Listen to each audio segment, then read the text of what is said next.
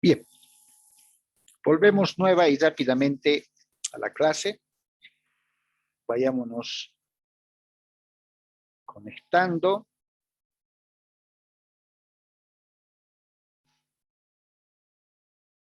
Esperemos que los compañeros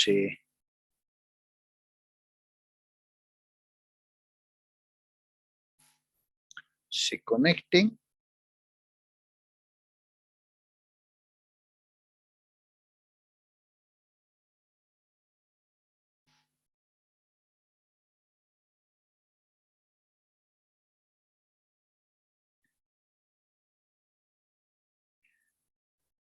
Para poder continuar con este preámbulo, con esta partecita teórica de lo que significan los contratos. A ver, ahí están ingresando los chicos. Vamos a proporcionarles un par de segundos para que puedan volverse a conectar. Y retomamos el tema de la materia. ¿Cómo están en el avance de las demás materias, chicos? ¿Cómo les va? Bien, doctor. Creo que hemos ido bien, ¿no? Pese a todas las vicisitudes que esta pandemia ha generado. Miren que hemos bordeado y hemos pasado ya el año desde que esto, ¿no? Prácticamente vamos al segundo año, no, año y medio. Sí, doctor, un año y Marzo medio. se ha generado, me acuerdo, el 12, el 13, la suspensión de actividades hasta nuevo aviso y miren, ya es más de un año. Sí. Es más de un año y tenemos gente que no se quiere vacunar. Sí, eso sí. Ustedes todavía no se han vacunado, ¿no? Yo no, doctor, todavía. Deberían de habilitar para todos. Sí, sí, pero es que con tanta problemática que existe de que en los hospitales están, bueno, hay muchas filas y esa situación, y como que están yendo también por el tema del, ¿cómo se dice?, de la edad. Entonces, no hay, digamos, muchas posibilidades. Aunque ahora ya, creo que estas últimas semanas ya ha bajado, ¿no? Esa situación de que había muchas filas para vacunarse. Sí, sí, sí. O sea, yo creo que también ha sido mucho la falta de información precisa. Han citado lugares, por decir, Escuela Técnica de Salud, Facultad de Medicina, Campo Ferial, entre otros, y la gente ha ido, ¿no? Cuando también debían decir, y en todos los centros de salud de su zona, averigüe. Personalmente yo, por ejemplo, ya cuando bajaron el límite de edad de 40 para arriba, dije, ese mismo día dije, voy a ir a hacer fila a la Escuela Técnica de Salud, por decir, ¿no? Y mi papi me dice, pero acá en el centro de salud de la zona están también vacunando. ¿Acaso es? Sí. A ver, vamos, a primera hora de la mañana. Fuimos, no les miento. He tardado 25 minutos. Vacío, me han pedido fotocopia de mi carnet, lógicamente. He ingresado, unos 5 minutos he esperado, pase, me han pinchado, aguarde unos 10 minutos, por favor, ahí en sala. He aguardado, me han dado el carnet, el formulario, me han dicho en tantos días vuelve para su segunda dosis. Al final, ya después de que me pincharon, pregunté, ¿y cuál es la vacuna que me han puesto? Está. ¿Listo? El pasado 16 de junio, que era miércoles, claro, este pasado miércoles, me tocaba mi segunda dosis. He ido lo propio. Vacío, me toca mi segunda dosis, pase, va, pinche, aguarde unos 10 minutos ahí y me han dado el otro carnet y listo. O sea, no he perdido más de media hora, chicos. Entonces, ya eso de, en mi criterio, ¿no? En mi criterio, ya eso de escoger vacunas, qué tal, qué cual, lógicamente sabemos que no es la cura definitiva, pero te aminora cualquier síntoma que pueda generarte ingresar en una terapia, digamos. ¿Sí o no? No quiere decir que bajes la guardia, dejes de usar barbijo, distanciamiento, y mucha higiene, alcohol, jabón en las manos, no quiere decir, tienes que seguir usando, ¿no? Pero por lo menos da una cierta tranquilidad, ¿sí o no? A mí me Sí, gusta que doctor. las autoridades dispongan todos, por lo menos mayores de 18 años o 18 años, todos. El otro día veía en la Ayacucho, en el Colegio Avaró, estaban vacunando a los de la Caja Nacional, vacío, totalmente vacío. Y yo por molestar me acerqué. Le digo, disculpe, ¿es un centro de vacunación? Sí, ¿me pueden vacunar? ¿Está seguro en la caja? No, no, entonces no, es solo para asegurar. Y con esta edad, claro, ya están los de 35, creo, 36. Pero hay gente que de 30, 33 que quiere vacunarse, deberían vacunarlos a todos, como en otros países de canto. Miren que en Europa, Francia creo, y Francia ha, ha liberado ya el uso de barbijos, ¿cierto? ¿Por qué? Porque ha sido una vacunación masiva, pues, masiva. Todos, ven. Pero bueno, también estamos recibiendo vacunas de a poco, ¿no? Me hubiera querido esperar las vacunas que Manfred pretende traer de la Johnson es, ¿no? De Estados Unidos. Pero, no, pues estoy vacunado, o sea, para ustedes nomás sea que sea la mejor cita. Bien, continuaremos. Entonces, en el tema del momento y lugar de formación del contrato, vistas y analizadas las teorías que acabamos de analizar, porque este es el preámbulo, es teoría, ¿cierto? La regla general en relación al momento y lugar de formación del contrato, la regla general dice, el contrato se forma en el momento en que el oferente tiene conocimiento de la aceptación por la otra parte y en el lugar donde fue propuesto. Esa es la regla. Y eso está previsto en el artículo 455 y 461. La regla específica dice, salvo pacto, salvo acuerdo o disposición distinta de las partes, lo que quiere decir que si bien la regla en cuanto al momento y lugar de formación del contrato es lo que la ley establece, en el marco de la regla específica está lo que en materia civil siempre llamamos la salvedad, la excepción. Y en el ámbito civil impera el respeto también a un acuerdo distinto de las partes. Las partes pueden convenir indistintamente de lo que diga la regla general, pueden convenir según su conveniencia, según sus intereses, pero lógicamente siempre de mutuo acuerdo, donde quieren que se señale el lugar y el momento de formación del contrato. Y ese acuerdo de partes se va a respetar en el contrato.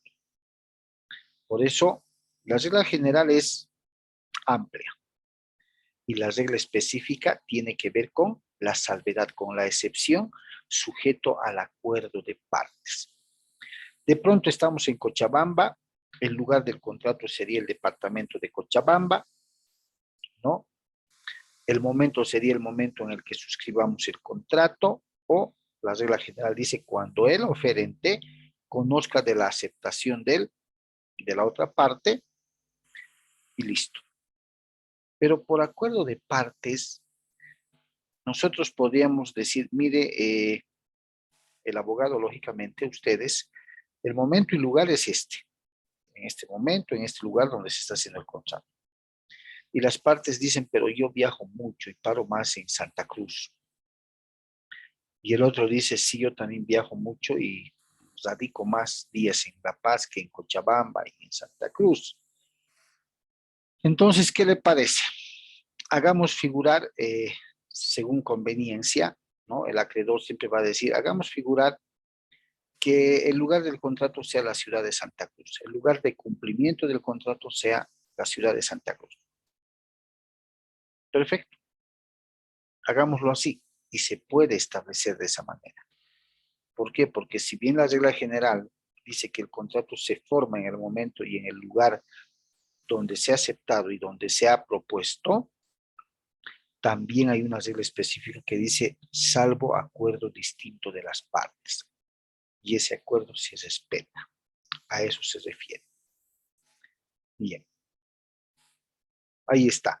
El 456 dice la aceptación que introduce modificaciones en la oferta se considera una nueva oferta. Eso es lógico, ¿no? Hay una propuesta. La contrapropuesta es una nueva oferta. Esta nueva oferta va a generar una contrapropuesta que va a ser una nueva contraoferta, ¿no? Y así sucesivamente. Estos ya son temas de avance que ustedes los van a ver, la revocación, qué pasa si muere el que ha ofertado, qué pasa si muere antes del contrato el que ha ofrecido, cuál es el lugar que estamos viendo entre presentes, entre no presentes, y todo lo demás. Este ya es un tema de, ya de avance propio de la materia, ¿no? Que lo van a ver tema por tema. Otro aspecto importante que van a conocer en el requisito del consentimiento, chicos, es la famosa representación. Es lo que conocemos como representación legal o apoderado. Si yo no puedo de manera personal, por distintos motivos, siendo propietario, volvamos al ejemplo del vehículo en venta, siendo propietario del vehículo, no puedo por temas personales, de trabajo, porque no estoy en el país de pronto, firmarle la minuta o el documento de compra-venta de transferencia al comprador, puedo dejar un apoderado, puedo dejar un representante legal, ¿cierto? Y el representante legal va a firmar el contrato de venta como si lo estuviera firmando yo. Y dentro de la figura de la representación, ¿sí? La regla general dispone que el contrato realizado por el representante produce efectos sobre el representado. Claro, ¿por qué? Porque yo he delegado a un representante que va a firmar en mi representación. Y cualquier efecto jurídico que genere la firma de ese contrato, yo soy el responsable como titular, no mi representante. ¿Cierto? No mi representante. Otra cosa es que yo, habiéndole dejado un poder a mi representante con las específicas facultades ahí traducidas, el representante, por ejemplo, yo le dejo poder a mi representante para vender mi vehículo al mejor postor, ¿cierto? La facultad que yo le estoy delegando es vender al mejor postor, nada más. Pero resulta que por alguna necesidad personal, con el poder que le he dejado, mi representante lo que hace es dar en garantía. Se saca un préstamo, el personal, y da en garantía mi vehículo con el poder que le he dejado. Si pasa algo con esa garantía, ¿yo voy a ser el responsable jurídicamente o va a ser el representante legal? ¿Qué cree?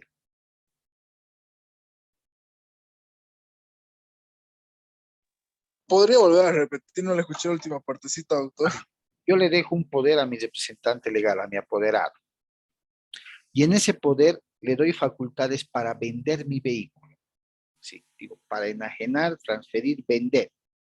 En consecuencia, también habrá otras facultades como firmar documentos privados, firmar documentos públicos, protocolizarlos ante notaría, ¿no? Porque cuando se vende se tiene que firmar, ir ante el notario. Recibir los dineros y depositármelos en mi cuenta. Esas son las facultades que le he dejado. Pero mi apoderado, mi representante legal, por alguna situación personal, utiliza ese poder para dar mi vehículo en garantía de un préstamo que se saca él, de alguna persona, de alguna entidad. Si no lograra pagar ese préstamo, cuya garantía es mi vehículo, sin haberle facultado yo aquello, el que le ha prestado va a ejecutar la garantía. ¿Quién asume la responsabilidad de esa ejecución? ¿Yo como titular o el representante legal al que le he dejado el poder? ¿Quién tendría que ser responsable?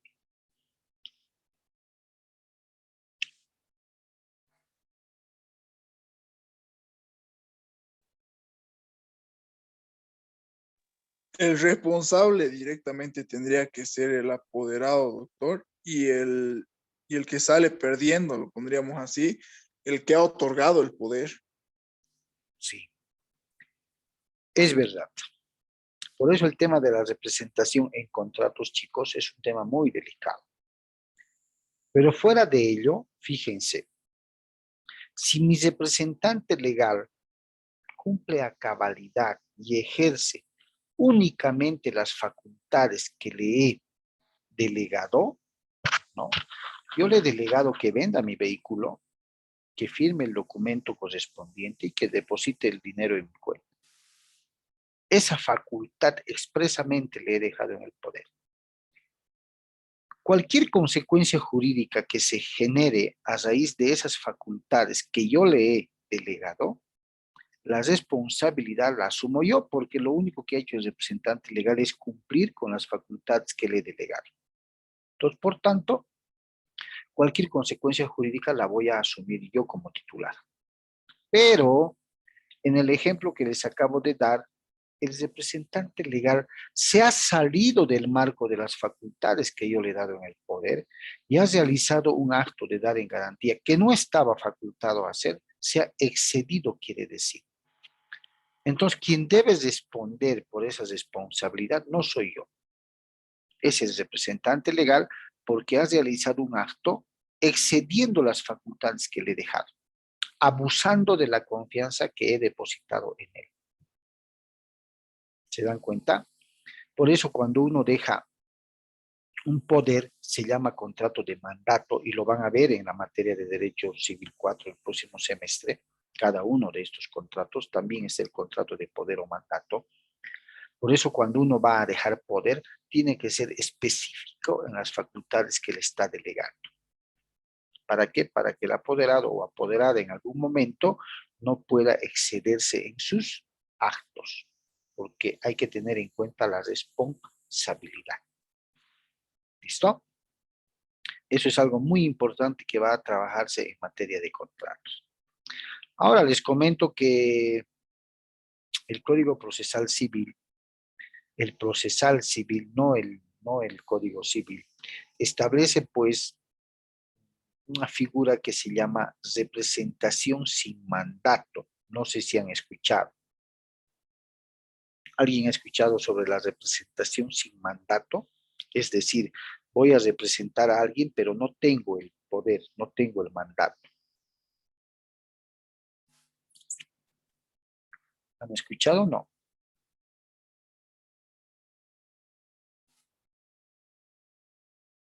Por lo visto, no. Resulta ser que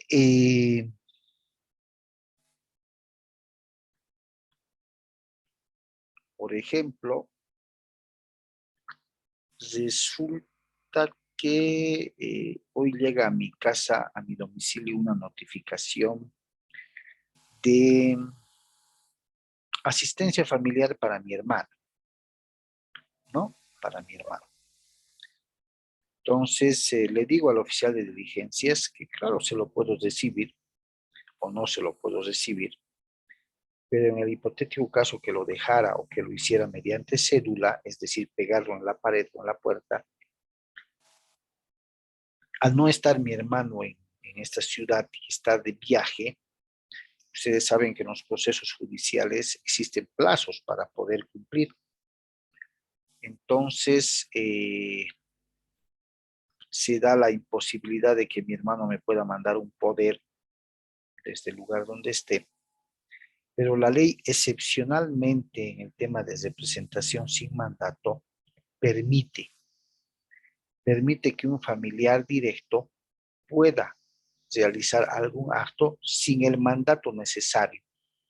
En este caso, la ley dice los padres por los hijos por los padres, los suegros por el yerno, los suegros por la nuera por los suegros, el yerno por los suegros, el hermano por el hermano y así sucesivamente. Podrían, en casos de urgencia, sí, sin tener el poder o mandato, contestar o asumir actos, realizar actos para cuidar sus intereses.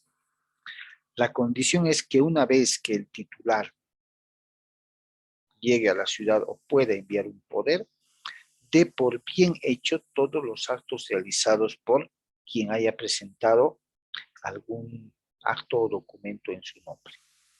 Esa es la condición. Entonces, esa figura prevé el Código Procesal Civil, pero en relación a familiares, ¿no? En relación a familiares. Excepcionalmente, sin tener el poder o mandato, puede presentarse algún actuado procesal en estrados judiciales con esas características, ¿no? El papá por la mamá por el papá, los papás por el hijo por los papás, el hermano por el hermano, los suegros por el yerno por la nuera por los suegros, el yerno y así sucesivamente. Entonces, una figura excepcional que existe en cuanto a la relación o al tema referido a la representación, sin mandato. Bien, continuando con el tema del consentimiento, siempre desde el punto de vista de un pantallazo que contempla el plan global, el consentimiento como requisito del contrato puede contener vicios que pueden generarle la invalidez del contrato, le pueden quitar la validez legal a un contrato. Estos vicios del consentimiento están clasificados en el Código Civil en 3: el error, el dolo y la violencia. ¿Qué es el error? Dicho sea de paso, chicos, ¿qué entienden por error?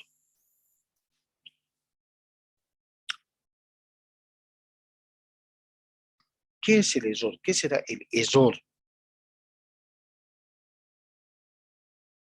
De manera general, ¿qué entendemos?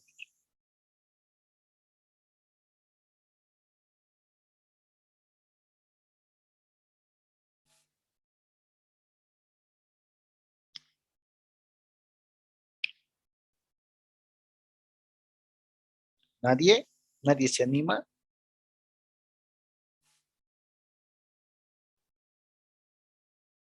¿Qué será lo que entendemos por error? ¿Una equivocación? ¿Puede ser? Sí, doctora, falla. Una falla. De pronto una falsa apreciación de la verdad o realidad, ¿podría ser? Me equivoqué, creí, se veía que era así. ¿Sí o no? Falsa apreciación de la verdad. Los doctrinarios definen al error como la falsa apreciación de la realidad o de la verdad que deriva en una equivocación. Creímos que era así, nos hicieron ver que era así, pero no había sido. ¿Vale? Falsearon la apreciación de la verdad e inducieron que cometamos error. ¿Cierto? Bien. El dolo por demás está decir. Ustedes conocen perfectamente qué es el dolo, qué características tiene el dolo y cuáles son sus características.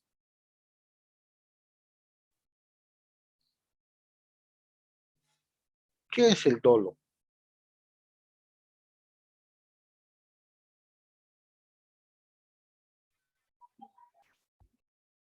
Un hecho con premeditación, doctor, o sea, intencionalmente. Muy bien.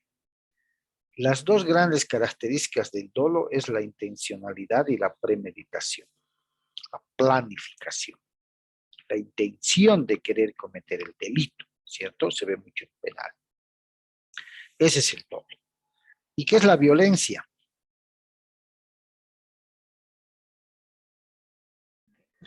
Cuando existe agresión, doctor, puede ser verbal o físico, de Exacto. algún modo.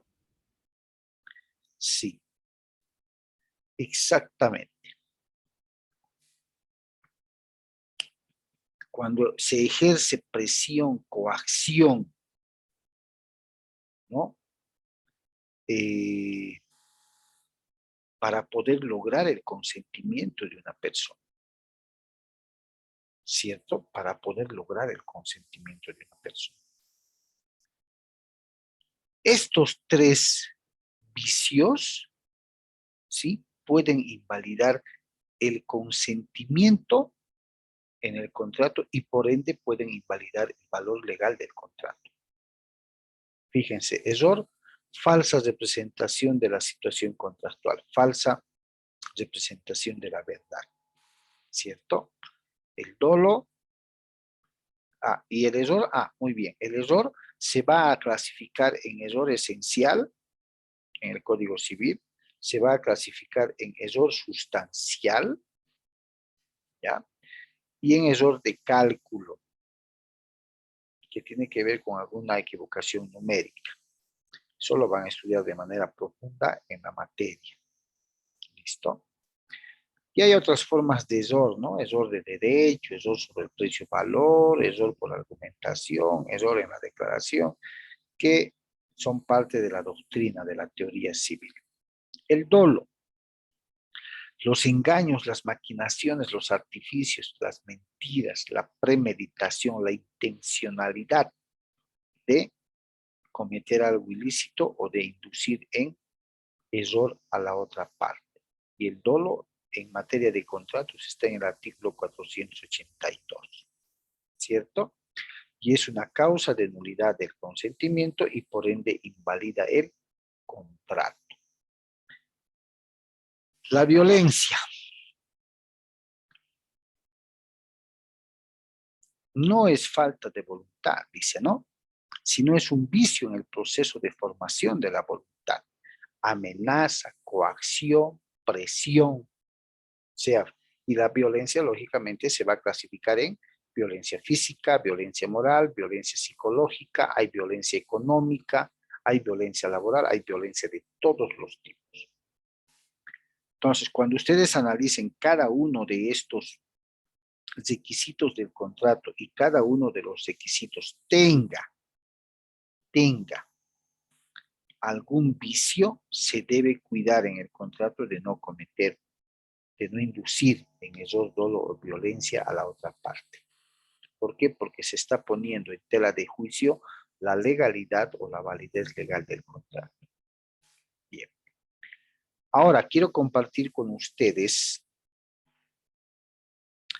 dónde estamos. Acá estamos. Para mejor comprensión, este documental, que es de 7-8 minutos, para poder entender de manera lo más perfectamente posible a qué se refiere, cuál es la importancia, cuál es la relevancia, incluso en legislación comparada de los requisitos del contrato. Para ello, como es costumbre, voy a compartir el sonido del documental para dar paso y voy a silenciar mi micrófono. Atentos, por favor.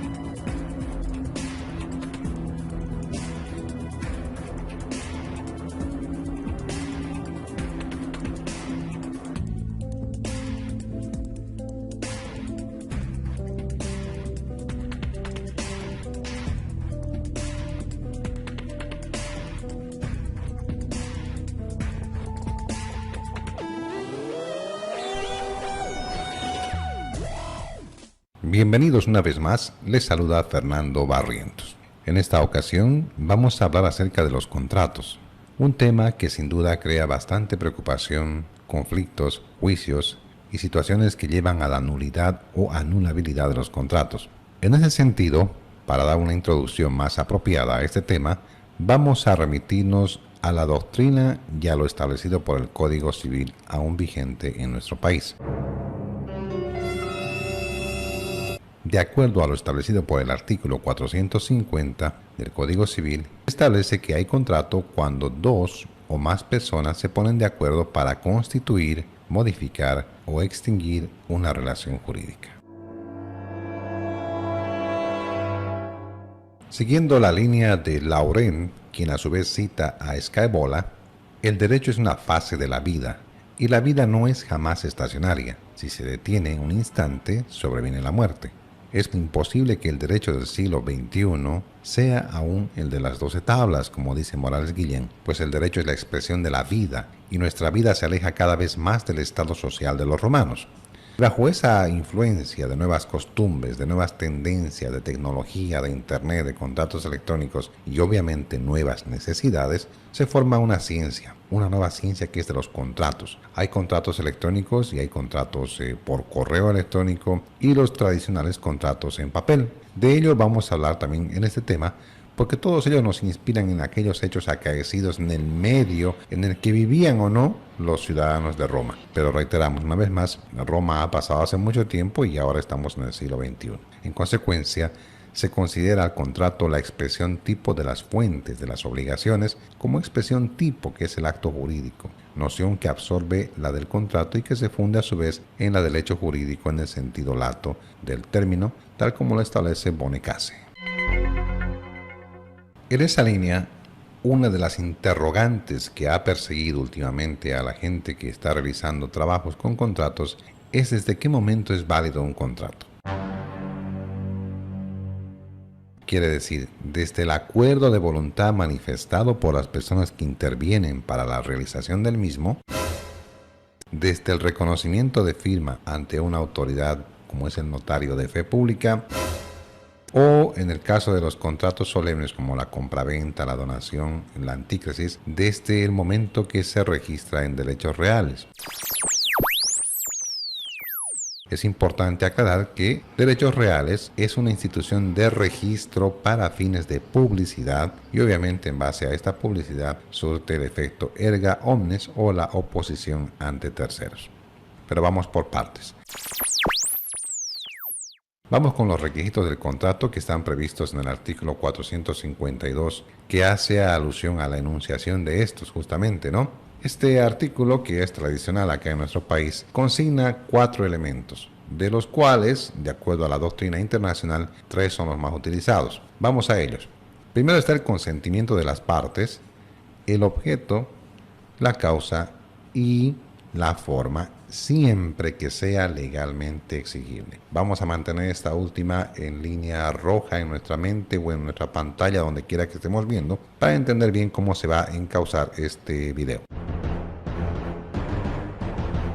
El contrato, como acuerdo entre dos o más personas para constituir una relación jurídica, presupone para su formación la concurrencia de elementos necesarios que la ley llama requisitos. Esto es, condiciones indispensables para fijar su existencia y su perfección. Entonces, se trata de elementos constitutivos del contrato que fundamentalmente suponen la presencia de dos partes y el consentimiento que cumple una función integradora respecto de algunos u otros elementos no especificados en el artículo, tales como la capacidad de obrar y el poder de disponer que supone esa capacidad, obviamente. Pero en esencia, como decíamos hace unos instantes, son 3 los elementos, y esto lo colige Morales Guillén a través de su Código Procesal comentado y concordado.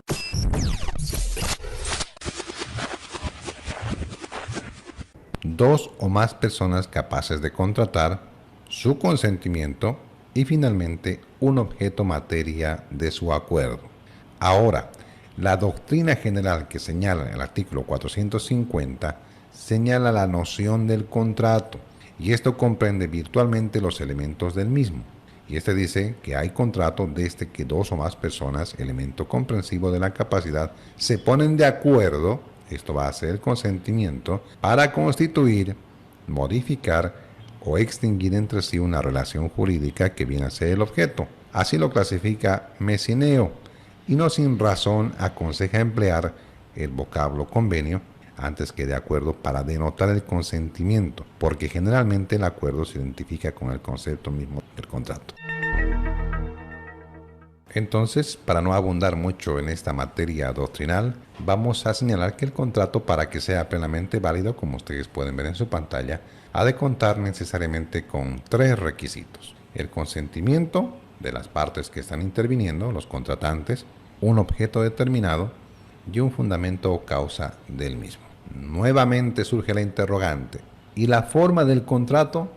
Bueno, en cuanto a la forma, como habíamos hecho un paréntesis hace unos minutos, es importante rescatar el resumen que estamos proyectando para ustedes en este momento en el video, donde señala que la ley establecerá de forma expresa estos supuestos. Y ahí hemos dejado unos ejemplos. Tenemos los contratos sobre bienes, sobre derechos reales, por ejemplo, bienes inmuebles como la compraventa, la hipoteca, la donación, la anticresis, que son contratos públicos, u otros como son el caso de las capitulaciones matrimoniales, los instrumentos de otorgación de poderes, etcétera, etcétera, etcétera. ¿Qué aspectos se deben considerar en los contratos? Nuevamente nos remitimos al artículo 452 del Código Civil y tenemos la connotada regla que señala el consentimiento, el objeto, la causa y, aunque nos cuesta mucho nuevamente repetir esto, es la forma. Aquí tenemos una clasificación. El consentimiento entonces es la exteriorización de la voluntad entre dos o varias personas para aceptar o no aceptar en todo caso derechos y obligaciones. Este es un elemento importante sin el cual el contrato quedará viciado o podría ser declarado nulo. Al igual que el objeto, lo propio acontece con la causa, que es la finalidad que cada sujeto persigue al hacer el contrato o al contraer la obligación. Y por supuesto la forma, que es un modo o es una forma en que las partes manifiestan su voluntad para realizar el contrato. Fíjense que hemos colocado acá una banderita amarilla a la derecha de su pantalla, dado que la forma no siempre es exigible, ¿no? Dependiendo de la rigurosidad de la ley. No se olviden que hay contratos que son privados o hay contratos que son de palabra, entonces ahí no, la forma no va a estar plasmada en un documento o no va a ser registrada, digamos, en ninguna institución, como es el caso de los gobiernos autónomos municipales o la gobernación, o en su caso la constancia de publicidad en derechos reales.